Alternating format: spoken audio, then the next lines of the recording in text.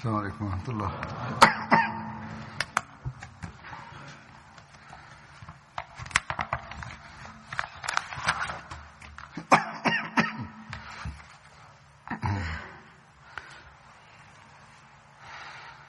أشهد أن لا إله إلا الله وحده لا شريك له وأشهد أن محمدا عبده ورسوله أما بعد فأعوذ بالله من الشيطان الرجيم بسم الله الرحمن الرحيم الحمد لله رب العالمين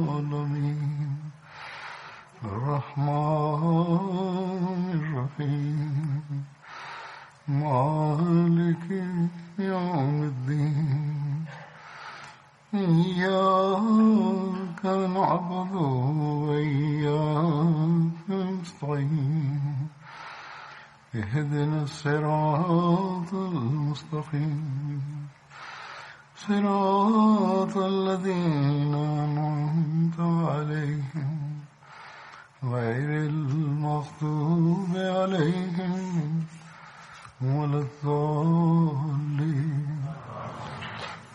Sot do t'i rrëfej historinë e sahabiut Muhammed ibn Maslama radhiyallahu anhu.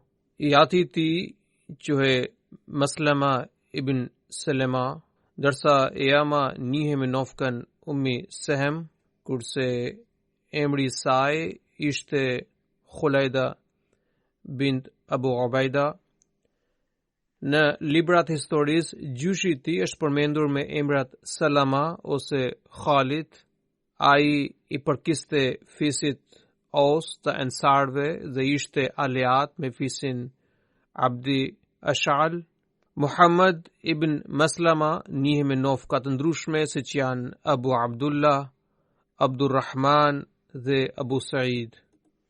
Sipas Allama ibn Hajar al-Asqalaniut, nofka Abu Abdullah është më e besueshme. Sipas një transmetimi, ai ishte lindur 22 vjet para ardhes së profetit dhe ishte ndër ata persona të cilëve u ishte vënë emri Muhammed.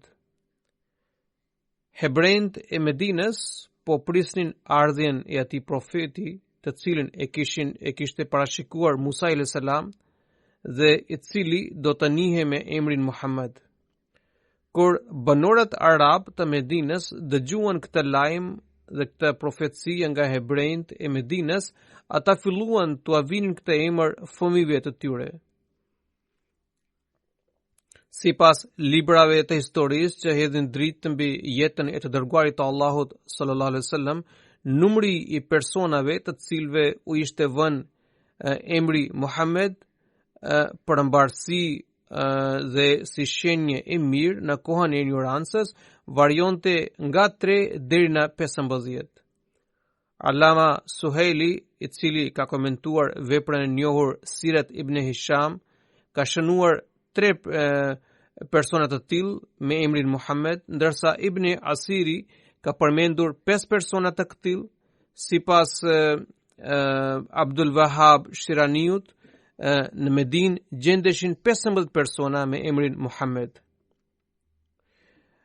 Për informacion do të citoj këta 15 emra këtu. Ata janë Muhammad ibn Sufyan, Muhammad ibn Uhayha, Muhammad ibn Humran, Muhammad ibn Huzai, Muhammad ibn Adi, Muhammad ibn Usama, Muhammad ibn Bara, Muhammad ibn Harith, Muhammad ibn Hirmaz, Muhammad ibn Hawli, Muhammad ibn Yahmed, Muhammad ibn Yazid, Muhammad ibn Usaid, Muhammad Fuqaimi dhe Muhammad ibn Maslama radhiyallahu anhu. Muhammad ibn Maslama radhiyallahu anhu ishte ndër të parët që përqafoi Islamin në Medinë në dorën e Mus'ab ibn Umairit radhiyallahu anhu. Ai kishte pranuar islamin para Saad ibn Muazit.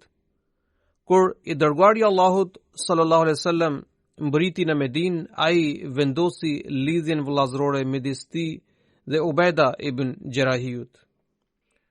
Muhammad ibn Maslama radhiyallahu anhu kishte marrë pjesë në ekspeditën e sahabëve për të ekzekutuar Ka'b ibn Ashrafin dhe Abu Rafi Salam ibn Abu Hakikin. Këta dy shergjin ishin përpjekur gjithmonë për të sjellë dëm muslimanëve. Madje kishin kurdisur intriga për të sulmuar të dërguarin e Allahut sallallahu alaihi wasallam.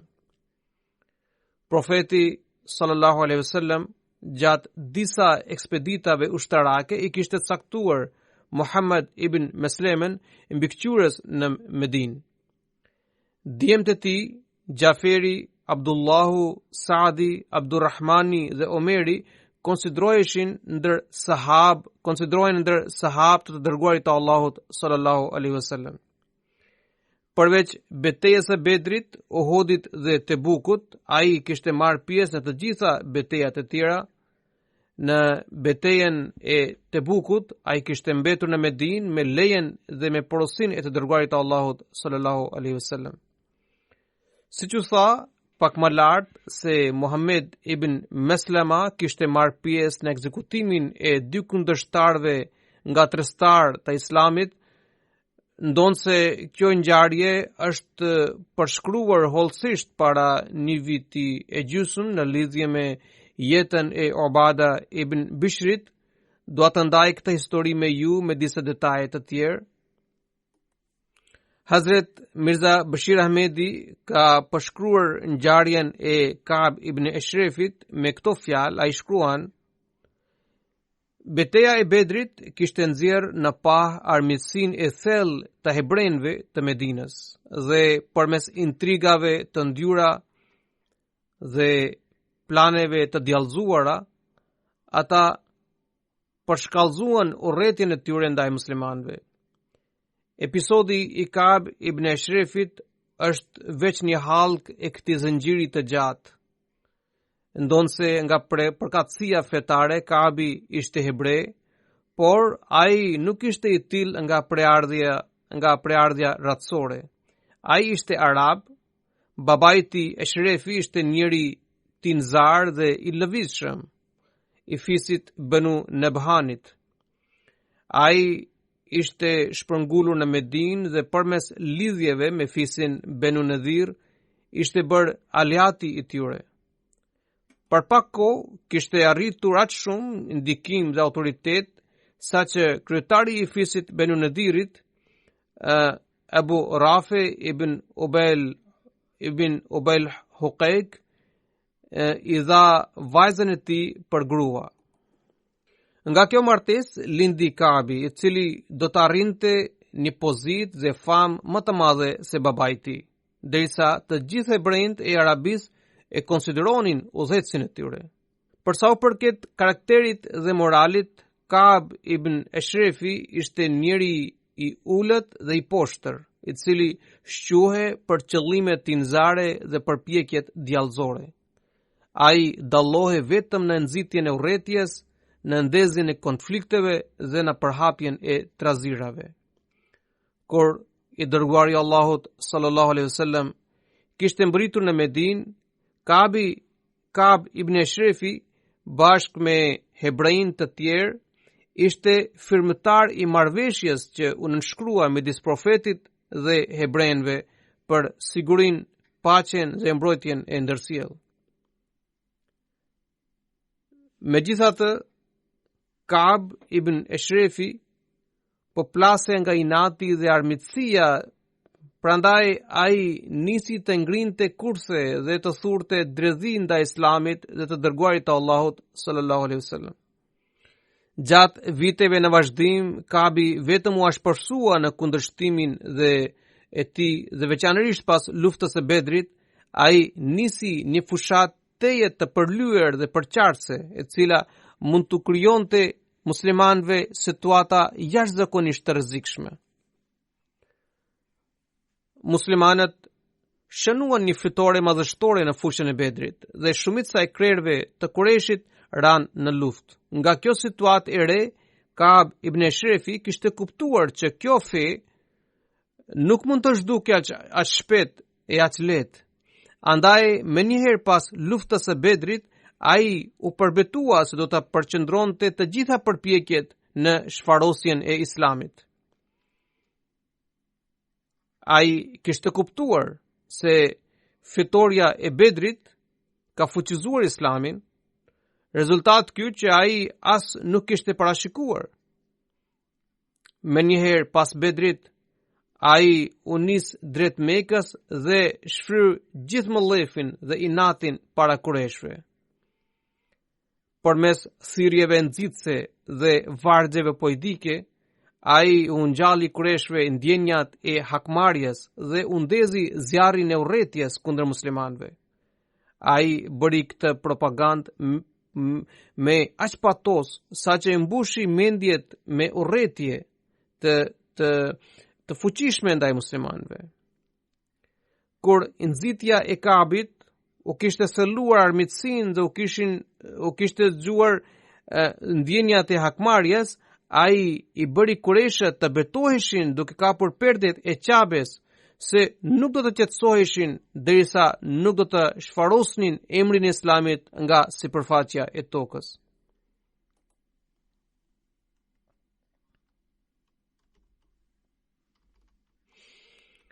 Ka'bi vazhdoi misionin e tij të djallëzuar duke hapur vatrat e reja të urrëties në fiset të tjera arabe. Ai nxiti çdo fis kundër muslimanëve. Duke kthyer në Medinë, Ka'bi nisi të përshkruante gratë muslimane me shprehje të ulta. Pra, ai përshkroi gratë muslimane me shprehje të ulta dhe vulgare. Në poezinë e tij nxitse, ai u referohej grave muslimane me një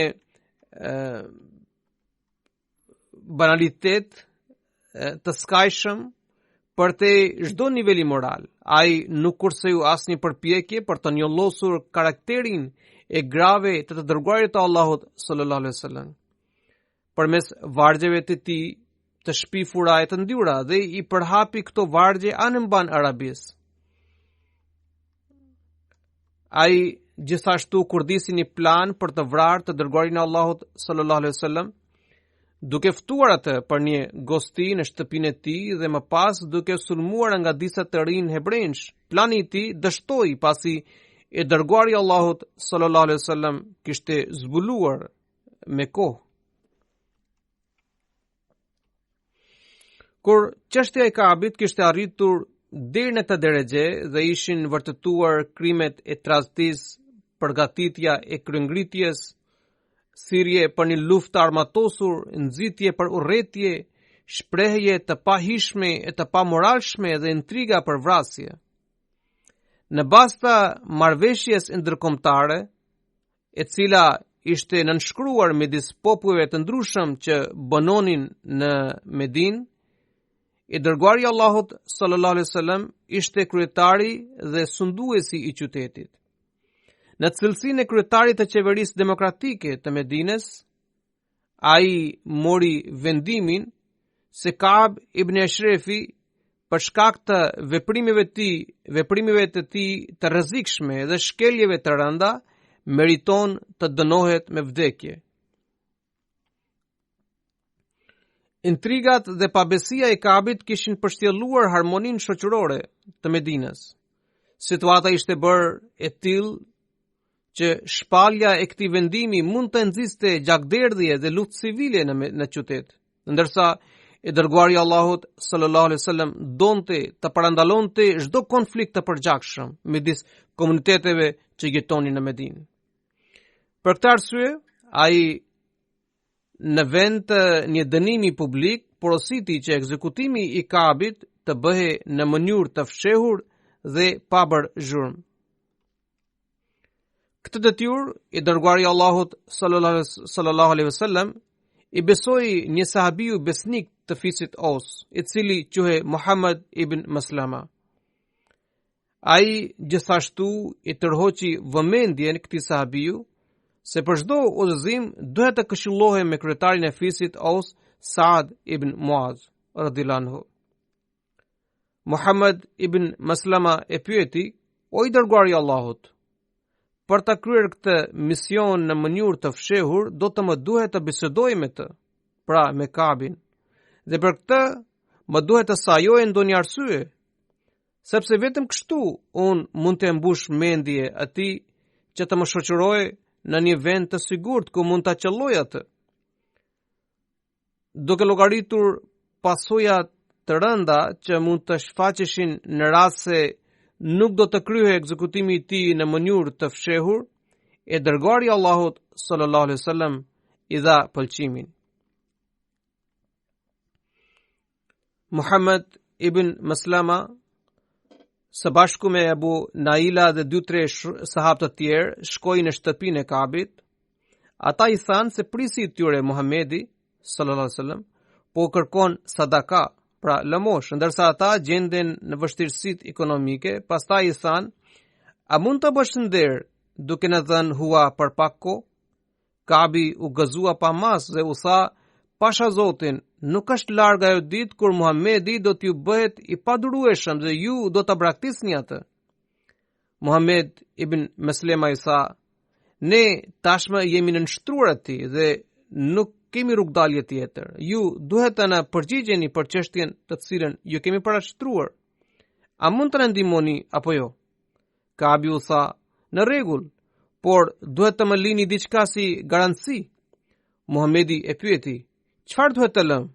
Kabi u tha plot poshtërsi: "Gratë tuaja." Muhamedi mezi u përmbajt dhe ja ktheu: "Si mundet të lëm gratë tona?" Kabi I tha: "Atëherë në lini djem tuaj."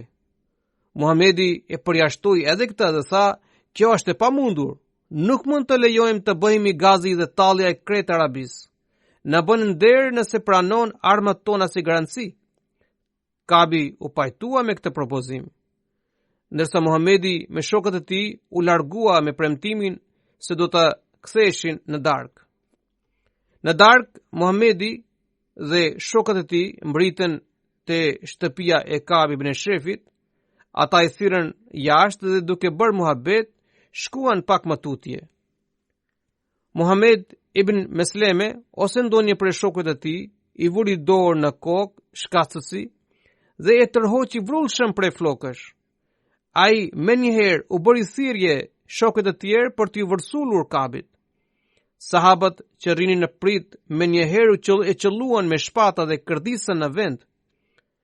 Muhammed ibn Meslema dhe shokët e tij gjithashtu I mbathën me të katra dhe e raportuan të dërguarin e Allahut sallallahu alaihi wasallam për këtë ngjarje. Lajmi I vrasjes së Kabit ngjalli panik në qytet dhe hebrejt u mbushën me mëllef.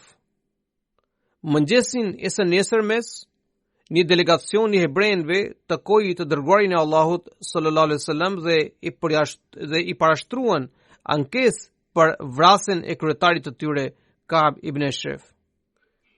Pasi që I dëgjoi me vëmendje, e dërguari I Allahut sallallahu alaihi wasallam ushtroi një pyetje: "A jeni në dijeni për krimet dhe shkeljet e Kabit?" Më pas, ai u tregoi në mënyrë të përmbledhur krimet e tij, si pabesi, thirrje për luftë, nxitje urrëtie, përdorimi I shprehjeve të pahishme, shpifje për intrigën e vrasjes e të tjerë. Hebrejt u heshtën para listës së gjatë të krimeve të Kabit. Pastaj I dërguari I Allahut sallallahu alaihi wasallam u tha: "Pas kësaj ngjarjeje, ju duhet të respektoni parimet e paqes dhe harmonisë dhe nuk duhet të mbyllni farat e urrëties, përçarjes dhe çrregullimit." Me pëlqimin e palës hebre u hartua një marrëveshje e re midis muslimanëve dhe hebrejve. Hebrejt u betuan edhe një herë se do të përmbaheshin paqes dhe bashkëjetesës, ndërsa do të shmangeshin përçarjes dhe përshtyllimit. Nëse Kabi do të ishte I pafajshëm, hebrejt nuk do të pajtoheshin me për të rishkruar marrëveshjen dhe do të protestonin ashpër për hakmarrjen e tij. Në asnjë vepër të historisë nuk përmendet se hebrejt i kishin akuzuar muslimanët për vrasjen e Ka'b ibn Ashrafit, sepse ata e dinin se ai kishte marrë dënimin që meritonte.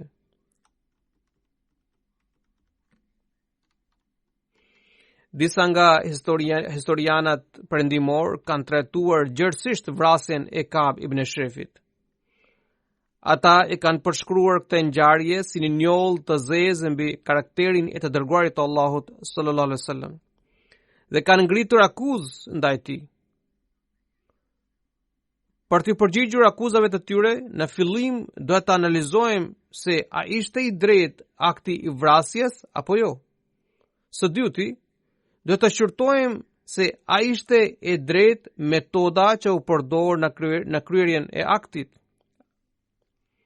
Së pari, duhet të kemi parasysh që Ka'b ibn Ashrafi kishte firmosur një marrëveshje zyrtare me të dërguarin e Allahut sallallahu alaihi wasallam për paqen dhe stabilitetin e Medinës.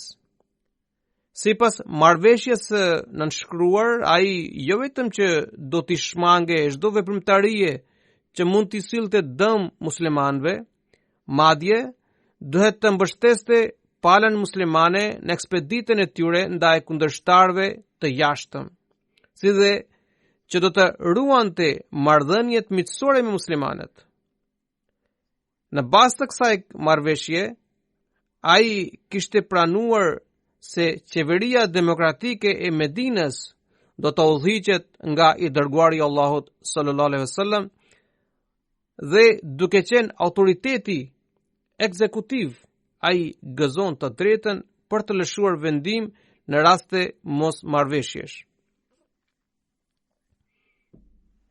Historia në tregon se për shkak të kësaj marrëveshje, hebrejt i vinin me mosmarrëveshjet e tyre dhe i dërguari i Allahut sallallahu alaihi wasallam lëshonte vendim për ta, pra gjykonte me tyre. Nëse në këto rrethana Ka'b ibn Ashrafi do të vepronte me tradhti dhe pabesi ndaj pushtetit, të shkaktonte anarki dhe pushtjellim në Medinë, të angazhohej në përhapjen e konflikteve të përgjakshme në vend, të nxiste fiset arabe kundër muslimanëve dhe së fundmi të orkestronte intrigën e vrasjes së të dërguarit të Allahut sallallahu alaihi wasallam, atëherë i gjithë ky bagazh krimesh nuk ishte i tillë që mos ndërmerre asnjë masë ndëshkimore ndaj tij. A ndonjë dënim më i vogël se ekzekutimi mund të frenonte fushatën e rrezikshme të hebrejve? A nuk ndëshkojnë edhe sot vendet që deklarohen si të civilizuara me dënimin e vrasjes për fajtorët e spionazhit, tradhtisë kombëtare, shkeljes së marrëveshjes, nxitjes së luftës dhe komplotit të vrasjes?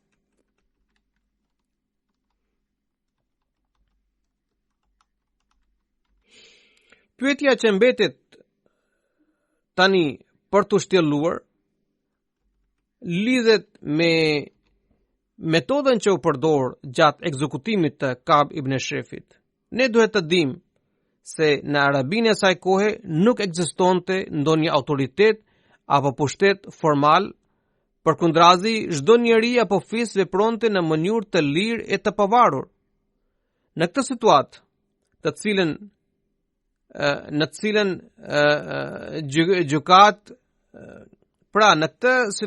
cilën gjykat mund të padite çështja e Ka'bit dhe të kërkohej urdhër ekzekutimi. A duhet të bëhe kjo padi para hebrejve, të cilët e mbanin Ka'bin si lider e prijes dhe të cilët vetë në të kaluarën kishin bërë pabesi ndaj muslimanëve dhe vazhdimisht thunin intriga të reja ndaj muslimanëve? A duhet të ngrihe kjo padi para kureshve, të cilët ishin armiqt të përbetuar të muslimanëve? A të kërkohej mbështetje pre fiseve Sulem dhe Ghatfan, të cilët vetëm gjatë 4 muajve të fundit kishin tentuar po aq herë për të bërë sulme të befasishme në Medinë. Merrni me mend se muslimanëve nuk u kishte mbetur asnjë rrugdalje tjetër vetëse të veproni vetë si mas vetëmbrojtëse kundër këtij individi, i cili për shkak të nxitjeve të vazhdueshme ndaj dhunës, sirjeve për luftë të armatosur, përhapjes së anarkisë dhe komplotit të vrasjes, ishte bërë i rrezikshëm për paqen dhe stabilitetin e vendit.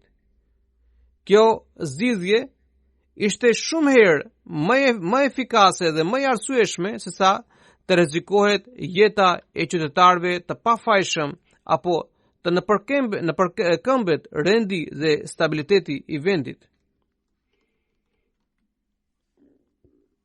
Nuk duhet të harrojmë se në bazë të marrëveshjes së arritur midis muslimanëve dhe hebrejve të Medinës pas ngjarjes së Hijretit, i dërguari i Allahut sallallahu alaihi wasallam nuk ishte më një qytetar i thjeshtë, por ishte kryetari i pushtetit demokratik që ishte themeluar në Medinë. Atij i ishte besuar e drejta për të marrë vendim në të gjitha mosmarrveshjet, si dhe në çështjet e rëndësishme politike.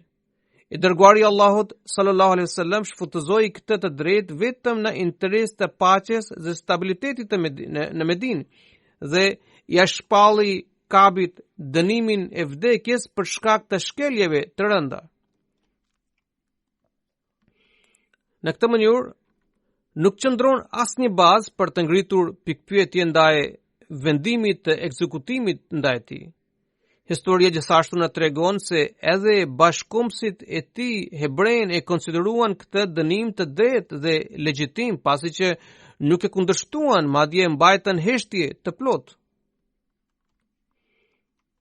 Nëse ngrihej akuza që përse hebrejt nuk u lajmëruan për shkeljet dhe krimet e Kabit para se të lëshohej vendimi i ekzekutimit të tij, kështu masa e ndëshkimit mund të kryhet në mënyrë zyrtare e të hapur.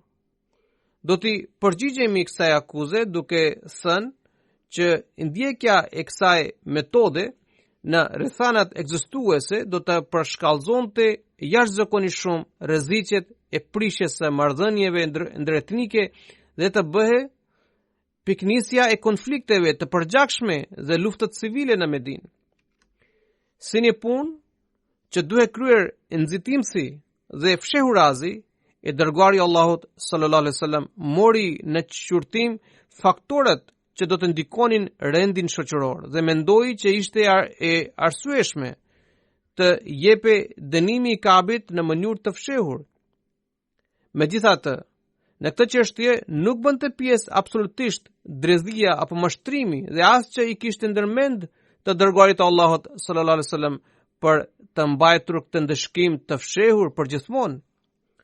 Të nesërmen, kur i erdhi delegacioni i hebrejve, i dërguari i Allahut sallallahu alaihi wasallam u rrefeu gjithë ngjarjen dhe duke marrë përsipër autorsinë e këtij akti, dëshmoi se nuk sillej me dinakri apo dredhi. Ai i bëri të njohur haptazi hebrejt se Kabi ishte shpallur fajtor për këto krime të rrezikshme dhe meritonte dënimin e vdekjes, i cili u shpall me vendimin e tij.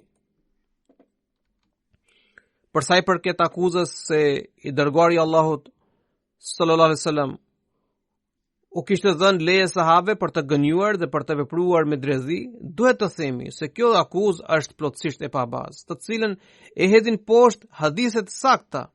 E dërguari i Allahut sallallahu alaihi wasallam kursesi nuk ishte lejuar që sahabët të gënjenin. Sipas transmetimit të Buhariut, kur Muhammed ibn Meslema i tha profetit se që do t'i duhet të sajonte diçka për të biseduar me Ka'b ibn Ashrafin, i dërguari i Allahut sallallahu alaihi wasallam duke marrë parasysh rrjedhojat e një ekzekutimi të fshehtë, si përgjigje i tha vetëm po.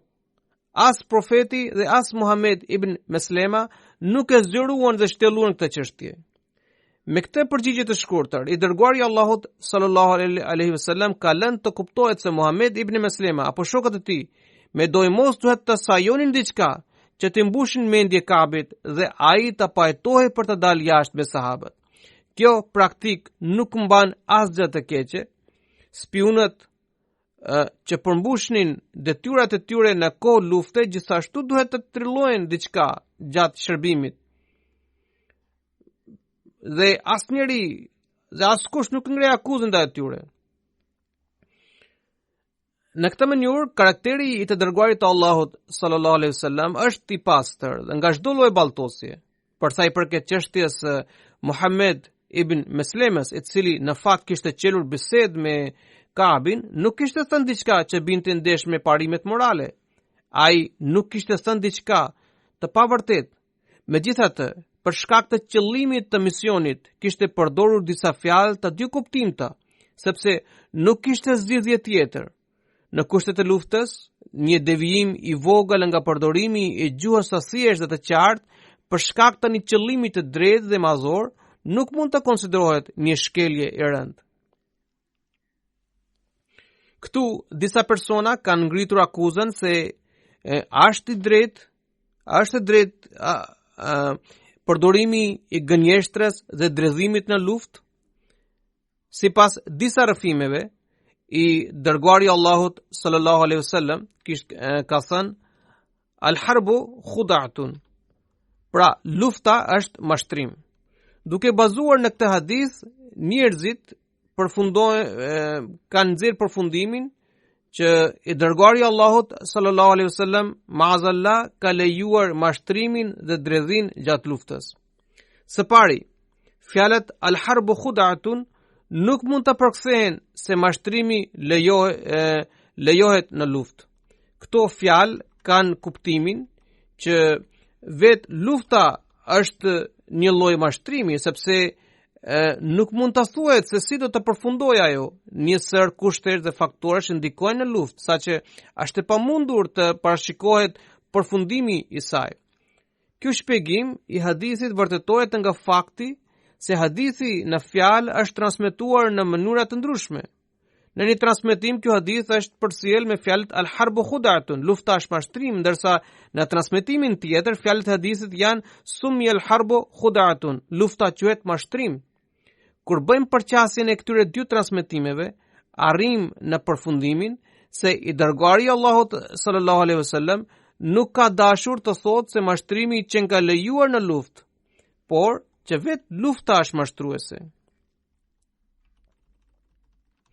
Megjithatë, nëse hadithi përkthehet se mashtrimi është lejuar në luftë, duhet të dimë se këtu mashtrimi nuk nënkupton gënjeshtrën apo shpifjet, por vetëm taktikat dhe metodat luftarake.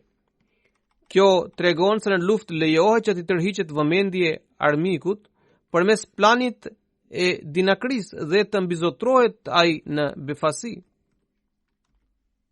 Drejtit dhe taktikat luftarake mund të jenë në të lloj-llojshme. Për shembull, hadithet e sakta na tregojnë se kur i dërguari Allahut sallallahu alaihi wasallam nisi për ndonjë ekspedit, ai në përgjithësi nuk kallëzonte destinacionin e tij.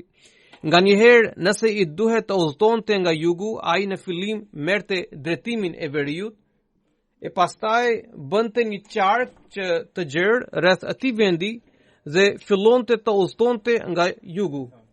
Nganjëherë, nëse dikush e pyeste se nga po vinte, ai në vend të Medinës tregonte emrin e një vendi tjetër, të afërt apo të largët që kishte shkelur gjatë udhëtimit ose përdorte taktika të tjera të luftimit.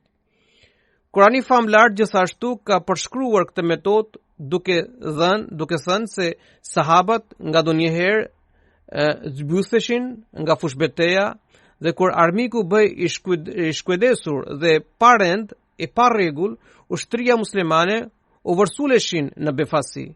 Këto metoda bëjnë pjesë në kuptimin e hadithit al-harbu khuda'atun. Pra, lufta është mashtrim. Këto taktika janë të lejueshme edhe sot, siç kanë qenë të lejuara në kohën e profetit sallallahu alaihi wasallam. Megjithatë, Islami e dënon ashpër përdorimin e gënjeshtrës dhe dredhis. I dërguari Allahut sallallahu alaihi wasallam ka thënë në mënyrë të përsëritur se pas e zyrtarisë dhe mos respektimit të prindërve, mëkati më i rëndë në Islam është gënjeshtra. Ai gjithashtu ka thënë që besimi dhe frika mund të bashkohen në një vend, por besimi dhe gënjeshtra kurse si jo. Ai gjithashtu ka thënë që njeriu që shfaq mosbindje dhe frym rebelizmin do t'i nënshtrohet ndëshkimit të rënd të Zotit në ditën e Kiametit. Pra, ajo që lejohet në luftë nuk është mashtrimi apo gënjeshtra, por është taktika e luftimit që përdoret për të shmangur vëmendjen e armikut, si dhe për ta nënshtruar atë. Nga njëherë këto taktika në pamjen e parë u ngjajnë drezisë dhe gënjeshtrës, por në fakt ato nuk janë të tillë. Hadithi i mëposhtëm mbështet qëndrimin ton. Ummi Kulthume bint Aqaba transmeton që përveç 3 rasteve, ajo nuk ka dëgjuar të dërguarin e Allahut sallallahu alaihi wasallam duke lejuar të thuhet diçka që nuk është gënjeshtër, por populli e quan të tillë. I dërguari i Allahut sallallahu alaihi wasallam thoshte: së pari në luftë, së dyti për të thënë diçka që pajton 2 persona, së treti fjalët që thot bashortes apo anësjelltas me qëllim të kënaqur njëri tjetrin. Ky hadith nuk i lë asnjë vend dyshimit se ajo lloj taktike që është lejuar në luftë nuk është as gënjeshtër e as drezi, por është thjesht tërësia e mjeteve dhe metodave që përdoren në kohën e luftës dhe që konsiderohen të lejueshme në çdo popull apo fe. Pasi që përmendi ngjarjen e Ka'b ibn Ashrafit, Ibn Hishami ka cituar një transmetim sipas të cilit i dërguari i Allahut sallallahu alaihi wasallam kishte porositur sahabët për të mbytur hebrejt kudo që të gjendeshin. Atëherë një sahab me emrin Muhayyasa kishte mbytur një hebre. Këtë transmetim e ka cituar Ebu Dawudi. Burimi i këtyre 2 transmetimeve është Ibn Isaku. Hazret Mirza Bashir Ahmedi ka komentuar këtë hadith dhe ka thënë: sipas parimeve të rivajetit, pra të shkencës së transmetimit, ky hadith është i dobët dhe i pabesueshëm.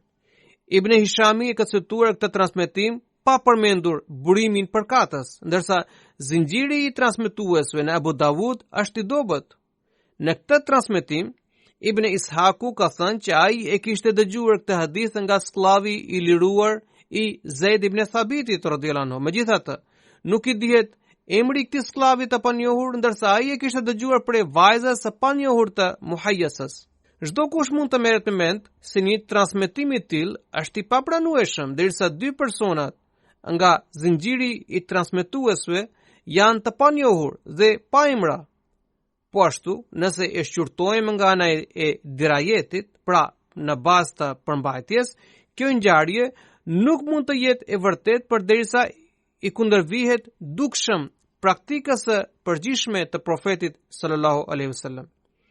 Nëse supozojmë se me të vërtetë i dërguari i Allahut sallallahu alaihi wasallam kishte lëshuar një urdhër të tillë, atëherë jo një, por duhet të ishin kryer disa vrasje, ndërkohë hadithi në fjalë përmend vetëm për një vrasje. Kjo na çon në përfundim se urdhëri nuk ishte i përgjithshëm. Përveç kësaj, kur hadithet e sakta vërtetojnë se të nesërmen i dërguari i Allahut sallallahu alaihi wasallam kishte nënshkruar një marrëveshje të re me hebrejt, është e pakuptimt që në të njëjtën kohë ai të lëshonte një urdhër të tillë. Po ashtu, nëse i dërguari i Allahut sallallahu alaihi wasallam do të kishte shpallur një urdhër të tillë, hebrejt me dojmos do të kishin protestuar kundër tij dhe të ngrinin zërin kundër kësaj padrejtësie. Ndërkohë, asnjë nga burimet historike nuk na tregon se hebrejt kishin shprehur kundërshtimin e tyre. Si përfundim, mund të themi që parimet e rivajetit dhe dirajetit e përgënjeshtrojnë këtë histori. I vetmi kuptim që mund t'i vishet këtij transmetimi është që vrasja e Ka'b ibn Ashrafit u kishte ngjallur ndjenjat e zjarrta hebrejve të Medinës dhe i dërguari i Allahut sallallahu alaihi wasallam kishte ndjer rrezikun për atyre. Prandaj ai u kishte dhënë porosi sahabëve të tij që të jenë vigjilentë ndaj ndonjë sulmi të mundshëm si hakmarrje. Në këtë kontekst ai gjithashtu kishte thënë që nëse nuhasin rrezik për ndonjë hebreu i cili hidhet në sulm ndaj atyre, ata mund ta eliminojnë në vetëmbrojtje. Duket se kjo gjendje duhet të kishte qëndruar vetëm për disa orë pasi të nesërmen ishte nënshkruar marrëveshja e re midis muslimanëve dhe hebrejve dhe ishte kthyer rendi dhe paqja në vend.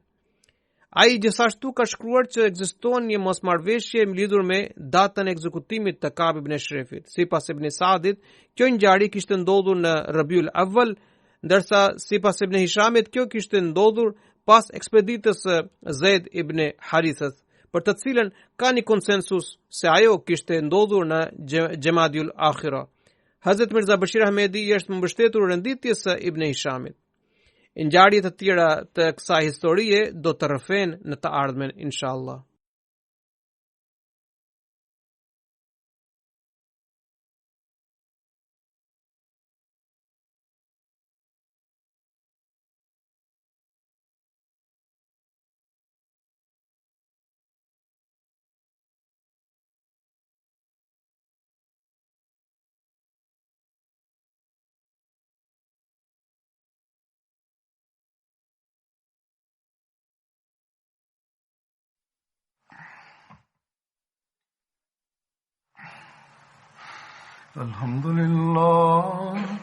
الحمد لله نحمده ونستعينه ونستغفره ونؤمن به ونتوكل عليه ونعوذ بالله من شرور أنفسنا ومن سيئات أعمالنا من يهده الله فلا مضل له ومن يضلل فلا هادي له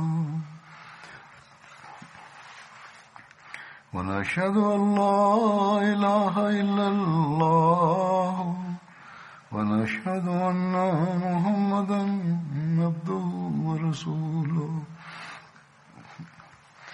عباد الله رحمكم الله إن الله يأمر بالعدل والإحسان وإيتاء ذي القربى وينهى عن الفحشاء والمنكر والبغي يعظكم لعلكم تذكرون اذكروا الله يذكركم وادعوه يستجب لكم ولذكر الله أكبر.